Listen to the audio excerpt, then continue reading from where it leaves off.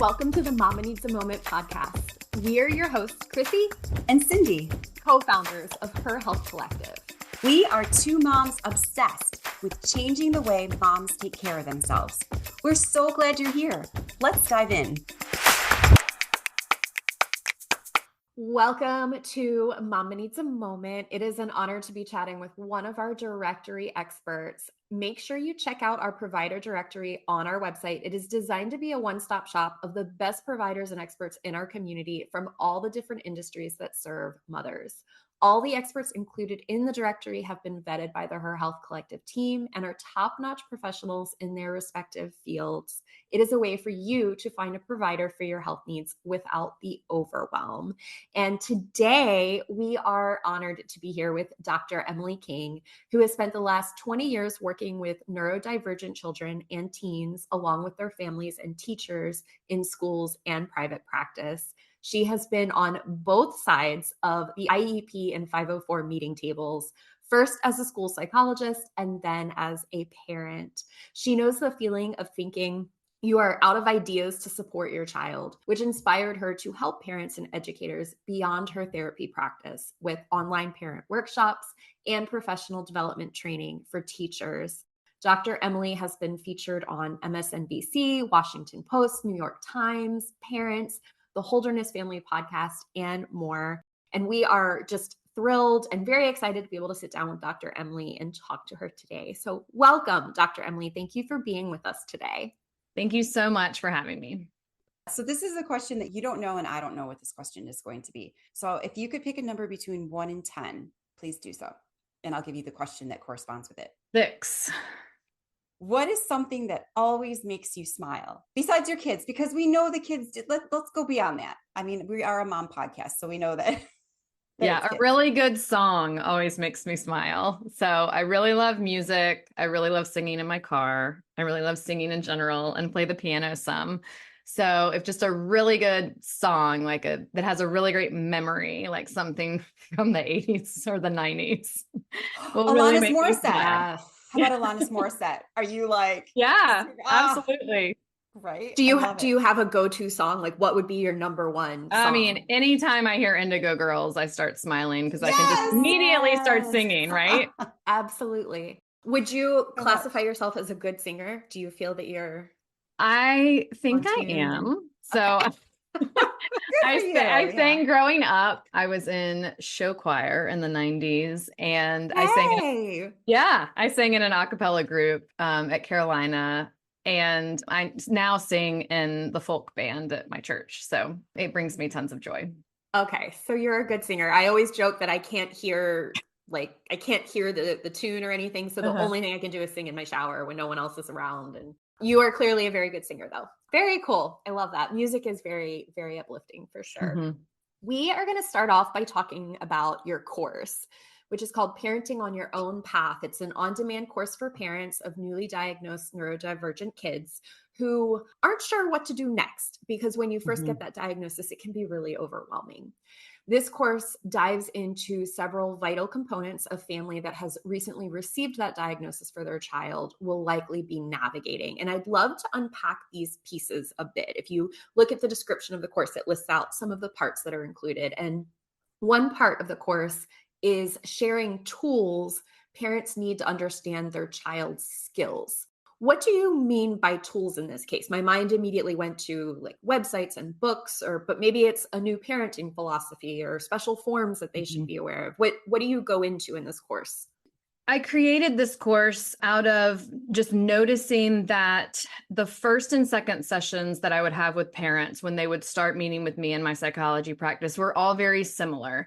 Often they would land in my office after they received that psychoeducational evaluation and a diagnosis. And I have been on the parent side of that process, and I know all of those tests. So I understand all of the logistics, the actual technical things you're reading in that eval. However, there's this huge additional emotional component. And I know that many parents, even when they're in the feedback session with the psychologist who's done an evaluation report, you're hearing it, but you may not be absorbing it all because it's a lot of information, but you're also emotional. You're shifting your mindset from maybe new information, information that you thought you knew, but now has words to put to it. So in the first intake session with families, I would often be reviewing the report again, even though I wasn't the one that did the evaluation, just because I have the background in testing as a school psychologist and have evaluated in my private practice. I no longer do that work, but all of that knowledge is really helpful because we have to bridge all the numbers and the results with this is a child, and this is a child not in a vacuum. It's within a classroom and within a family. And so lots of questions start to come up of like, okay, but now what? Like, what do we do with this information? So the tool I would say in the beginning of the course is just re-explaining all the things that they may read in a report and understanding language. So most of the tools in the beginning of my course is about the language that families might hear, what that means, really explaining what we do with the information we get from an evaluation. And then I also have created several visuals for those reports. So for instance, one tool is to go through the report and then try to tease out the strengths of your child and then the needs for support for your child, which of course is, sometimes in numbers, sometimes in like one of that long recommendation section at the end. But it gives you a document to be like, okay, this, maybe 20-page report is a lot of words and a lot of numbers, but I can really summarize it on this piece of paper. And that particular tool at the end of that lesson in the course goes through different sections of development, like social and emotional and language and motor and intelligence and academics. So it helps you figure out, okay, my child is not one thing. Yes, we can get an overall IQ score, for instance, but no person is walking around representative of that one thing.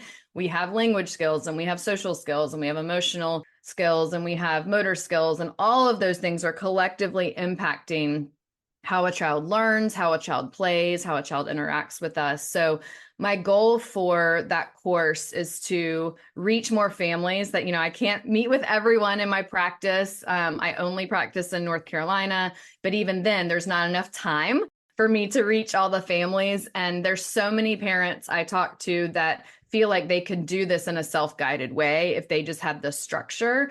So that's one of the main tools, is giving a visual structure. And there's one for every lesson in the course where we go through, what I've taught and then thinking about your child and then, walking away with an organized way to look at your child's skills.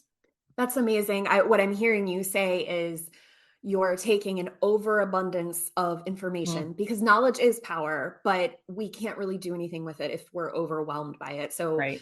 This very, very valuable tool is taking all of that information and making it manageable so that parents are able to navigate caring for their child and navigating the school system. So Yeah, a fabulous tool. Certainly my passion for teachers and parents is like, you're both overwhelmed. You don't have a lot of time. Here's exactly what you need to know. Like that's what I'm driven by, of like, don't worry about all this other stuff. This is what you need to focus on. Yeah, absolutely. I love it. The course also promises to shift a parent's parenting mindset from how they were parented and over to focus onto parenting their child. What do you mean by this? So there are generational differences, as we know, really in every generation of parenting. It seems like every generation has their guru or something social that's happened. Every generation has their own challenges too. And ours is technology and the internet, really. And so we all have ingrained emotions and like systems that we go to when we're stressed. We all know that when we get stressed, all of us have been like, oh my gosh, I sound like my mother right now. Like we'll say something and we're like, I can't believe that just flew out of my mouth. And that's because when we lose our capacity to like really think clearly, which happens when we get upset and overly emotional, we fall back on these like old patterns that are very ingrained in us, often about how we were parented. So in a generation before, and this is definitely a generalization, there are exceptions, but in a generation before, there was a lot of, just behaviors and consequences, rewards and consequences, generally based on how old a child is. Like you're this old, so you quote unquote should be behaving or should be acting this way. And the shift that we have to make if our child is neurodivergent is throwing the chronological dates out the window and thinking developmentally, what is my child capable of? And the tricky thing here is that they may be capable of reading at an 8th grade level and they're not tying their shoes yet. Like that's possible. So there's an asynchronicity of kids that are bright and have ADHD or are autistic and can, have these huge ranges of facts that they know, yet they struggle to initiate a social conversation. And whether that's small talk or in the South and in many cultures, looking at someone when they speak is something we were all encouraged to do. But it's truly a cultural thing. Kids can attend and engage without looking. And if eye contact is hard for them developmentally, then we need to honor that, because when we push a skill that our child doesn't have yet, then we can stress them beyond what they're capable of. There is, though, this middle area of an emerging skill. And I've written about this before. I believe my blog on this is called, Is it a can't or a won't? And if a child can't do it yet, then we wouldn't require it yet. It would be like asking a 2-year-old to fully get dressed. We don't do that. But we could have a 5-year-old that still can't, and it's okay. But if we feel like it's emerging and maybe they can do it sometimes, for instance, they can do it if they have all the time in the world, or they can do just one article of clothing. So if we start to see a skill emerging, then we start working on it. So it's going from this mindset of you either do it or you don't do it, and you should be able to do it because you're old enough, to this middle area of when we see an emerging skill in our child, we have to scaffold it and support it. And our generation, I think, is doing a better job in adding in that scaffolding and teaching to examples like routines and daily living skills and things like that, so that we can view it in a framework of what our child's development is capable of versus just comparing them to other kids their age. Yes, I love the focus on your child's capabilities and moving away from the comparison or what the list on Google says my child should be doing by a certain age, which gets every mom I know into this frenetic mental state. So I very much appreciate that. In your experience, is this shifting of a parent's mindset, is that an essential step for every parent? Have you ever come across someone that hasn't had to kind of shift out of that mindset? It seems like an essential step in terms of helping a kid feel understood and seen. So think about if your parent keeps asking you to do things you can't do.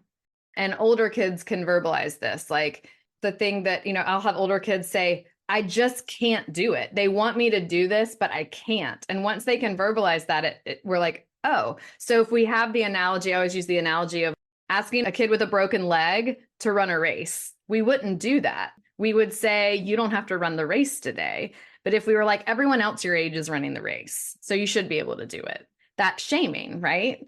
And ridiculous. But if we really think about, and this is what's so tricky with anything that's presenting behaviorally, there's no blood test for this. We can't be 100% sure, but your kid really well. If you had never seen them do this skill independently, it's probably not emerging yet.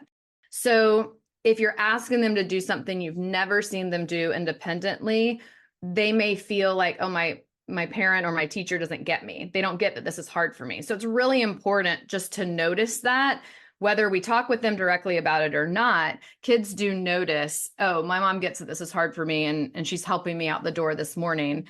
And then, of course, you can go too far, and then there's some enabling that can happen that I also work with families on as kids get older. I'm like, I think they can do this. Let's step back a little. And that's when also we can talk to teachers, because teachers tend to not enable at all because they don't have time. So if your kid is able to do something at school, like your kid's always putting on their jacket by themselves, but they never do it at home, talk to your kid's teacher about like what they're doing independently so that they don't trick you into thinking that they can't do it. Yeah, teachers are such a great resource for that. Right. In the course, you also explore how to navigate a child's emotions in the context of learning challenges. This is such a tough one. As a former teacher, I've seen firsthand how these challenges can impact a child's self-esteem, how much they enjoy school, their connection with their peers and their teachers, their grades, so many other factors. Do you have an example or two that you could share with our listeners of how parents can navigate these intense emotions from their kids? Mhm.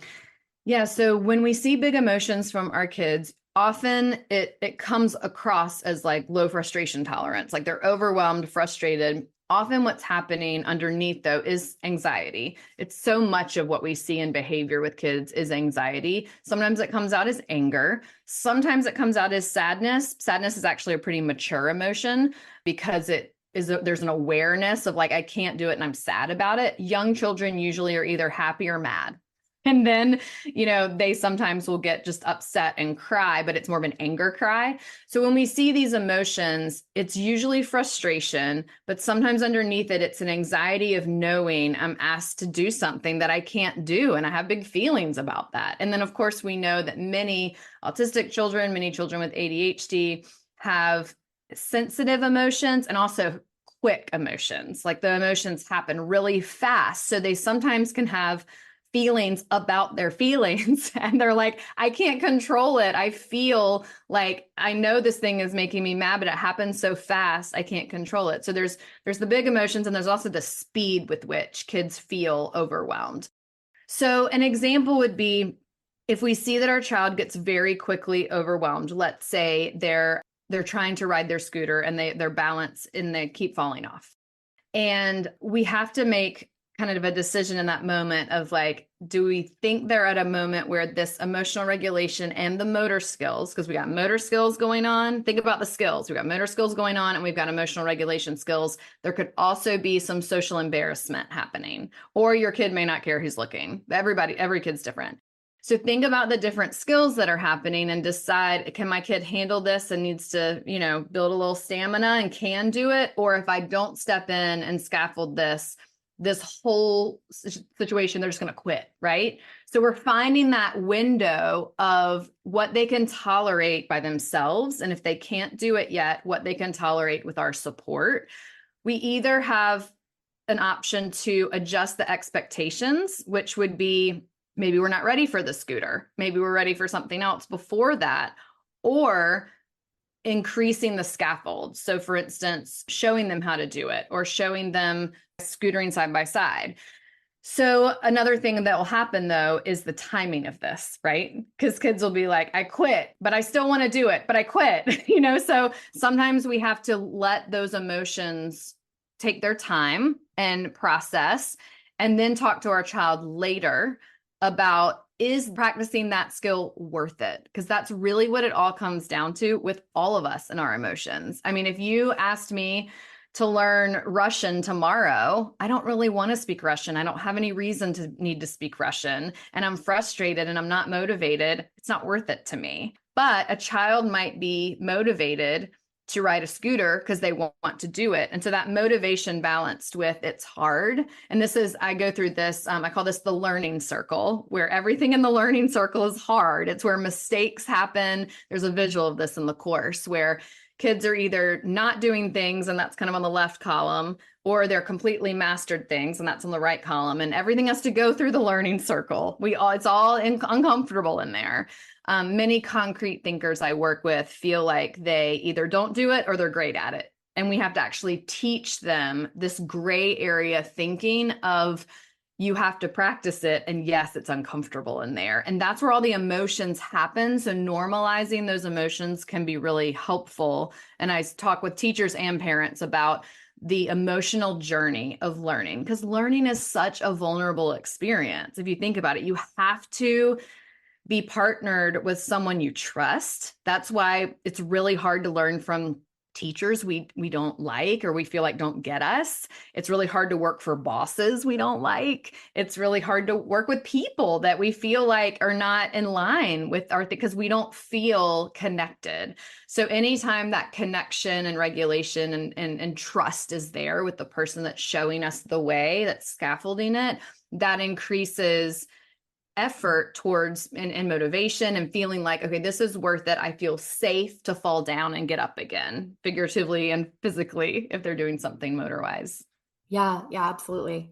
So much important information there. This episode is sponsored by Her Circle, the supportive and welcoming community for moms created by Her Health Collective. Her Circle is a welcoming and supportive community for moms who are passionate about making change for themselves, their families, the community, and the world. Together, this village of women are revolutionizing the way moms take care of themselves. From an active, private online community and the incredible daily chats hosted there, to our many gatherings, including support groups, Moms Night Out, volunteer opportunities, book club, family adventures, coffee chats, and so much more. We love providing moms the chance to connect and create authentic relationships with one another. The network of experts in Her Circle are a phenomenal resource and provide great learning experiences for moms on topics ranging from women's health to parenting. We cover the issues that matter to moms the most, from virtual expert Q&As to one-on-one Wellness Minute consultations and support groups. We are committed to getting moms in front of the information, experts, and support they need most. To learn more about Her Circle, head to www.herhealthcollective.com. We have a limited number of spaces and the doors only open a few times a year. So be sure to add your name to the no obligation waitlist so you are the first to know when the doors officially reopen. The final piece of the course goes into so many things, but the final one I wanted to touch on is how parents can take care of themselves along the way, because this diagnosis impacts the kid, but it also impacts the whole family. And this is an incredibly difficult time for that family. And what works for one parent might not work for another. But I'm sure over the years, you've discovered a few self-care practices that benefit the vast majority of parents. Can you share a couple of those self-care practices that seem to work best for most parents? Yeah, I think we all have to think about what brings us joy, like what makes us laugh, what makes us, we were talking about music earlier, that's the thing for me. And sometimes it's movement, what gives us energy, because parenting in general takes our energy. It takes our emotional energy. We are literally co-regulating with our child all the time. And so raising a neurodivergent child is similar to having young children, just a little longer. And then once they get older, with all teens, it's just a little bit more cognitive. Like they come to you and they have a question and it's like a really big question. And you're like, ooh, do I tell them all the things or do I tell them just one thing? And that's where I always like, just answer the question you have been asked, because they probably don't want the whole story about whatever big thing they've asked. But those are the moments where getting as much rest, and I know this is like, everyone's like, oh my gosh, I know I have to get enough rest, but I'm serious, like get enough rest, pay attention to the things that mess with your sleep, like alcohol intake and food that makes you feel icky, like being hydrated, like all the basic needs have to happen for you to have the energy. Make sure you go to your well checkup, make sure you are getting, get a blood draw once a year to make sure all of your levels of like iron and your thyroid, like all the things that could make you tired, make sure they're in check, because everything on top of that's going to make you tired anyway.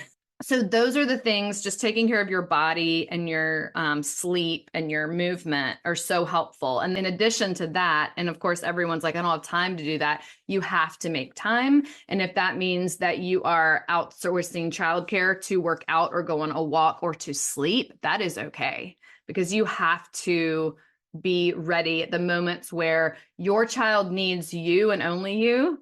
Like you want to be available when they ask those big questions, or if you're the only one that can calm them down in one of those moments. That said, if you feel like you're the only one that could do the things, we want to work on expanding your village, expanding, maybe it's a babysitter, maybe it's a therapist, maybe it's a teacher, maybe it's a neighbor or an extended family member.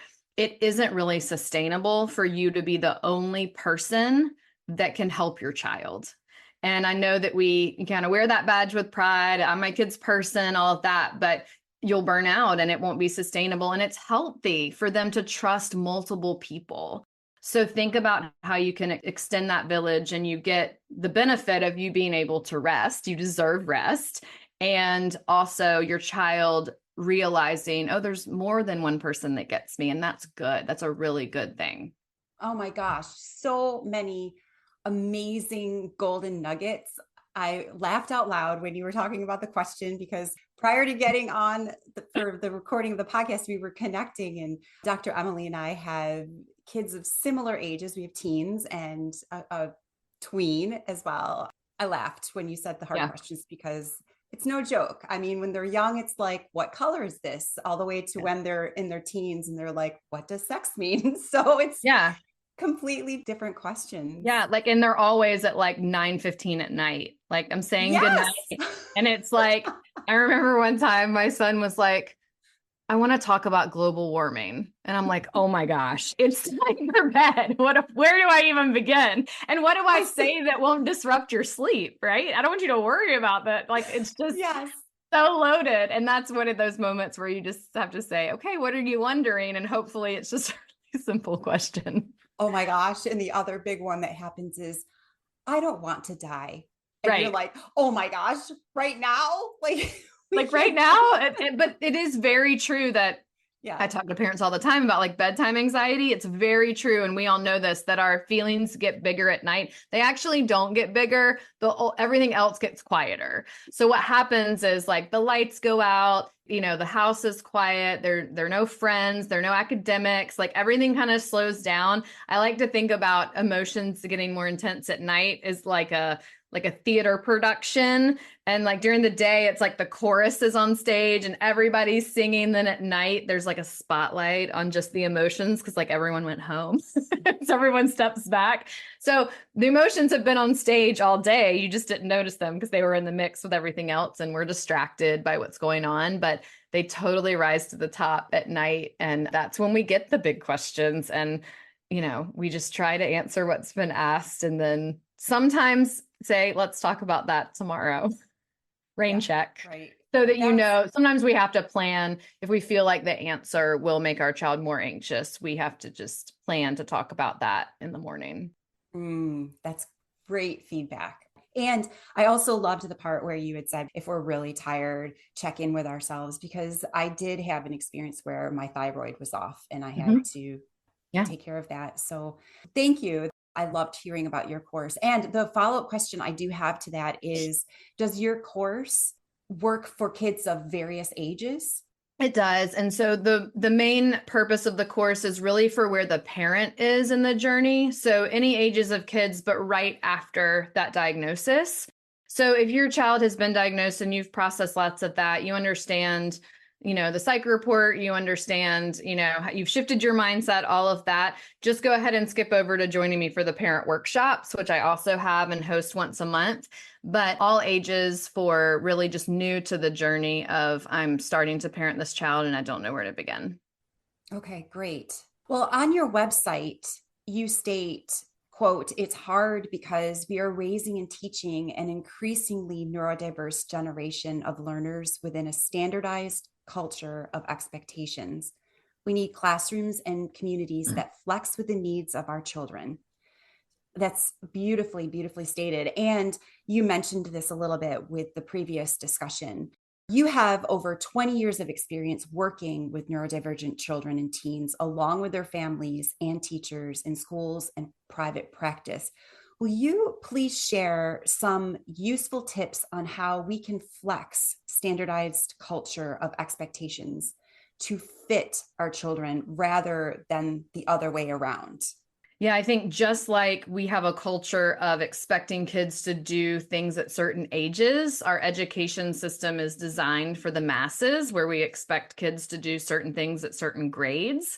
And of course, if your child is receiving special education services with an IEP, the curriculum can be changed. Of course, the difference between an IEP and a 504 is that with a 504, the curriculum is not being changed. You're not being pulled out of class. You're just getting an accommodation, which would be like extended time or sitting somewhere different, but the actual curriculum is not changed. The flexibility that happens when a child has an IEP is that you can shorten the curriculum, you can chunk the curriculum, you can go to a smaller classroom and have the curriculum taught with one teacher and 4 kids rather than the big class. So there's more flexibility within that system. I truly believe that we can make more changes within the general education classroom because every child could benefit from some flexibility. And there are a lot of children in general education who are neurodivergent. They don't need maybe a smaller class, but they need to be able to have the flexibility to maybe read a different book or to write about what they are interested in. And that's very true with autism. Sometimes it's also very true with ADHD. If a child is really into something, they can almost hyper focus on their interest versus you will not get their best work if you ask them to write about something they're not engaged in.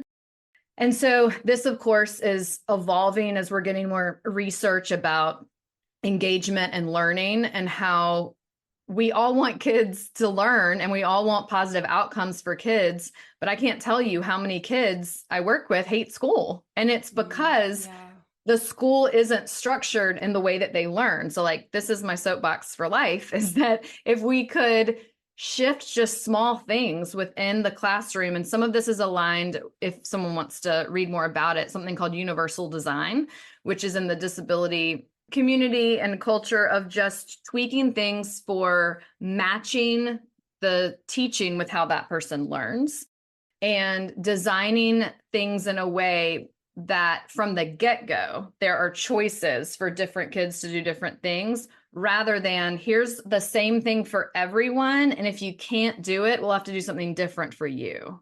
That doesn't feel good, right?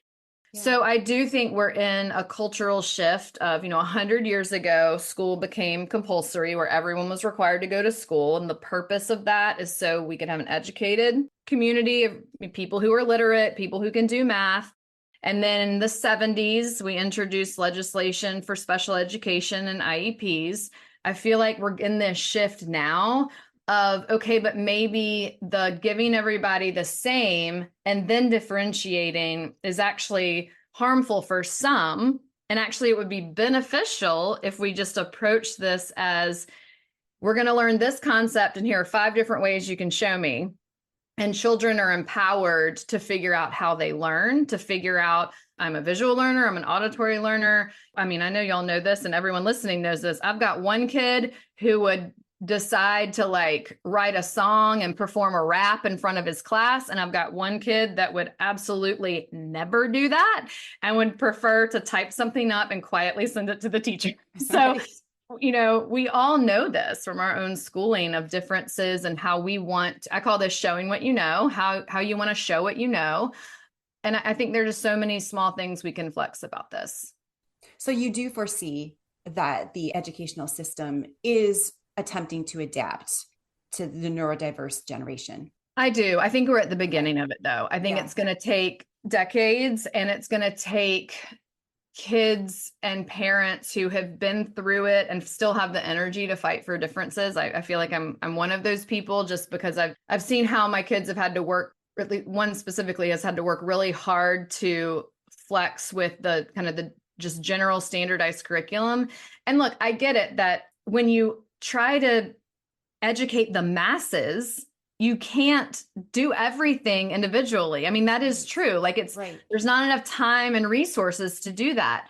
But what I'm talking about is more individual teachers learning small things about, okay, this is the curriculum, and I could offer you to show me I can teach it to you all the same way, but offer you to show me what you know in a different way, or I could teach it to you in a little bit of a different way.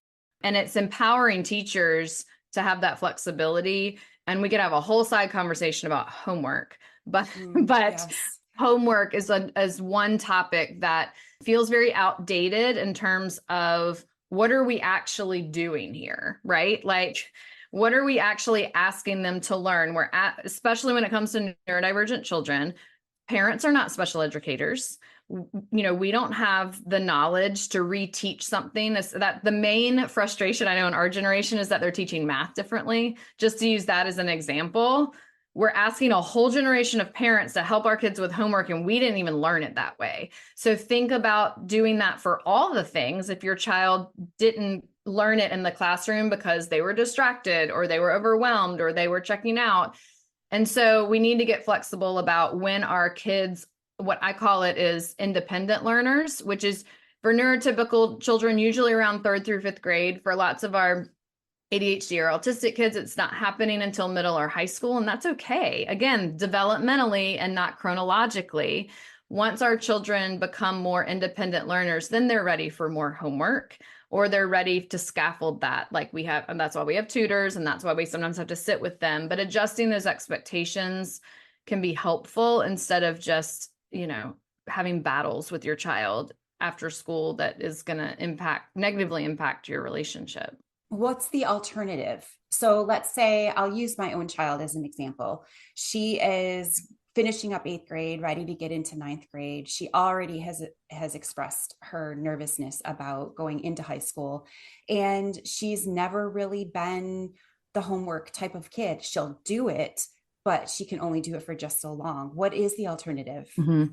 So the alternative is giving that student more time within the school day and more settings where they can work on that independent learning. So at many high schools, I know locally, there's something called a curriculum assistance class, which is an elective that middle schoolers and high schoolers can take, that it's a whole block of their day. And if they usually just need more time to get the things done. I will say, if you have middle school, high school parents listening, this is where it gets a little tricky with my recommendation to lean into the developmental and not the chronological. We still have this 18-year-old 12th grade finish line. Yes. And once you push into high school, that's why high school teachers get really nervous about, they want to accommodate, but you literally have to check certain boxes to graduate, to get a diploma in certain states. So we have to lean into discussions about the levels of classes, the timing of classes. Are there things that, a child can take that class but needs tutoring after school? And of course, that would be private outside of school. Or is there enough support? Every district is different, but there are some, for instance, math classes with in-class support where it's a regular ed and a special ed teacher, both in the class, so that there's just a lot more repetition and instruction. So every district is different, but I would ask about all these things. And those are things, of course, that are only available to kids with IEPs. So if your child's needing a higher level of support between elementary and middle, or middle and high, talking through what that looks like. So what I'm saying is, under high school, teachers are more willing to shorten homework. But once you get into high school, they get nervous about doing that because they're like, you have to do the same work to get the diploma. So it's tricky. It really is. And that's where I don't think we're fully there yet in terms of really being able to adjust. Everyone's a little bit stuck on you're 18 years old or you're in 12th grade. I have worked with kids who they've homeschooled for a few years in middle school, and then so they start high school when they're a little bit older. You can stay in high school longer if you have an IEP. There are flexibilities. There are great programs where kids will take classes at Wake Tech, locally our community college, and there are all kinds of flexible things happening in those 18 to 20 year age ranges that really weren't happening when we were going through school. It was what college are you going to? That was what people asked. Now I feel like, and I say this all the time to parents raising neurotypical kids, stop asking kids about where they're going to college. Just say, how is school for you? Or what are you doing after high school? Because they may be living at home and taking a class and trying to have a job, and that's awesome. So we need to really start flexing what's after high school, because it all trickles down into what we think about as parents of 7th and 8th graders. Absolutely. This might be a generalization or perhaps an opinion, but why does it seem that American schools are resistant to providing these modifications to the educational system? They seem just so stringent on maintaining this curriculum. For example, it's proven that kids learn better when they have more breaks, and also that teachers are less burned out with more breaks. So perhaps they have a 45-minute class and then they have a 15-minute break. However, public schools struggle with even the allocation of time for breaks versus the teaching curriculum. And I know this specifically with Finland. I read a book about how to teach like Finland, and it was amazing to see the differences. Do you have anything to say about that? Yeah, like many things in America, it's about money. And so this is why I am super passionate when I don't really talk about political stuff when election comes around, except for education. And I always tell parents, it doesn't matter if your child is in public school or private school or charter school or homeschooled. Please, as a citizen and a community member, research candidates who will vote for funding public education. Our state is actually really low in how much we fund public education. And what happens is when teachers have more resources, they can do more, but what they really need is more people. And so that is positions and that is salaries. Teachers need more instructional assistants or teaching assistants. We need those people in the classrooms. What this looks like on the ground is a teacher who has 25 students and one student needs emotional support, but she can't leave the others. If she has a TA, she can have that TA teach the class and she can help that kid or vice versa. Yeah. There are many special education plans that will have additional adult support, but those are very hard to come by because of funding.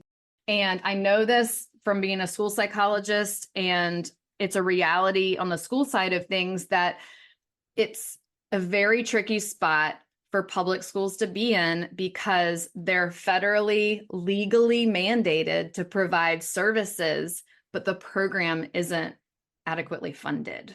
And also, as it should, there's privacy of like, schools can't be like, well, I got to give the money to this family and this kid over here who's more needy for whatever reason. And so there are tough decisions that need to happen. So I always encourage families to know the reality of many schools, especially if they're tight on funding, they're only going to be able to provide what is clearly needed for that child to learn in the school building.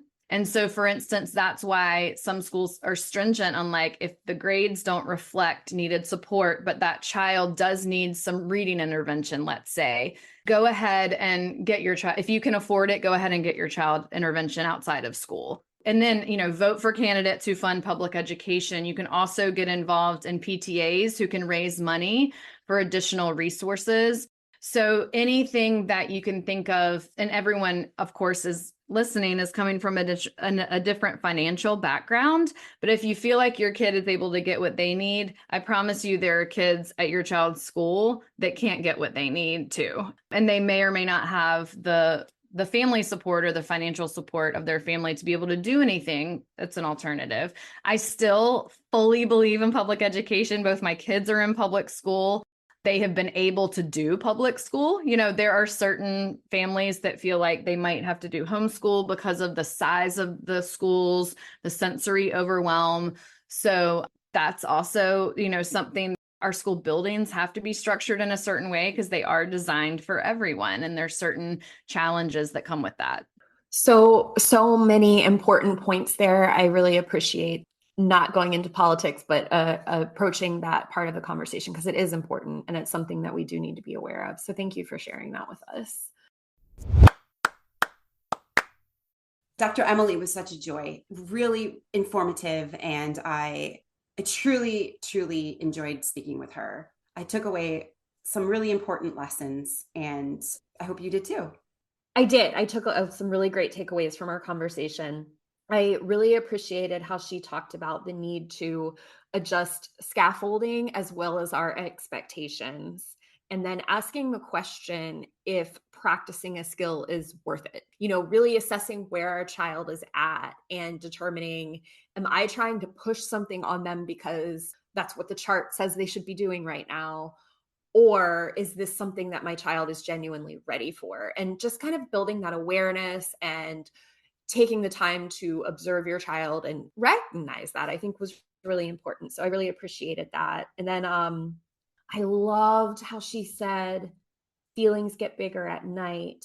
And it's not because feelings are actually getting bigger, but it's because everything else just gets quiet. And that just like, it hit me in a certain way because it's true of myself, but I also see it in my daughter. And at the end of the day, you're exhausted and it's bedtime and you're like, oh, I just want to get under the couch to watch some Netflix. And like, I don't feel like dealing with any of this right now. But it just kind of opened it up for me how I do get more anxious at night because everything is quieter and my brain is working. And it just kind of let me look at my daughter in those times with a different kind of pair of glasses on, I guess we'll say. And that really resonated with me. How about you? Yeah, well, in the beginning, she started explaining about her course and what she helps parents with. I just grabbed onto that and loved it. Loved it from my own experiences. Just, I can't sing her praises enough for what she is doing. She explained it as how she helps the parents by re-explaining the language and creating visuals on the numerous amounts of information that they're provided within these different meetings. She said that she helps you as a parent understand that your child is more than one thing. I thought that was amazing. More than one thing, meaning you can't just look at the test scores, but that they have a whole being, a whole way about them. So she helps look at the whole child. And then she finished by saying that the goal for the course is to reach more families by providing them with structure. That was all so valuable. Yes, such a good conversation. Definitely be sure to join us next week where we dive into part 2 of our conversation with Dr. Emily. And we dive a little bit into the differences between boys and girls and how neurodiversity shows up in our children between these different genders. And then we also explore IEPs and 504s within the school system, how to get our kids the help that they need, and just sort of navigating this very sticky, messy, overwhelming, confusing process. And Dr. Emily has some great advice around those topics. So definitely be sure to give it a listen. We've enjoyed hanging out with you today, friend. We hope you got to finally enjoy a hot cup of coffee as you listened. Make sure you follow us so you're the first to know when we drop a new episode. If you've enjoyed your time with us, let us know by leaving a review. We always love hearing from you. Until next time, stay true to you.